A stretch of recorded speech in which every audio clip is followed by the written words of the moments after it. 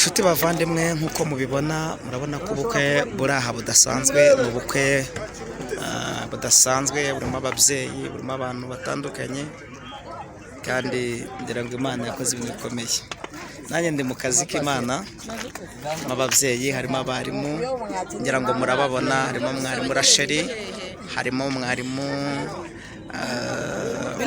wahoze ari Gihogwe, ubu ngubu ari Karama, ngira ngo murababona. Ababyeyi harimo mushiki wa Andereya, ngira ngo murababona. Abakozi b'Imana ntabwo bisanzwe, ntibisanzwe. Uyu ni umunsi udasanzwe, dufite abantu benshi.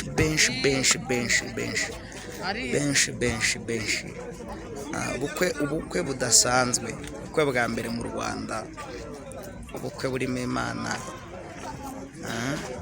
Ababyeyi bambaye neza, babukereye, kandi uko mubibona rwose ngira ngo murabona ko Imana akoze ibintu bikomeye, akoze ibintu bitangaje, ubukwe bwiza cyane. Murabona ababyeyi ahangaha, murabona ko abantu bose basa neza. Aba ni ababyeyi, aba ni abagore b'Abanyarwandakazi. Ndashimira Imana, murababona namwe batashye ubu bukwe, kugira ngo murabona abandi basore beza.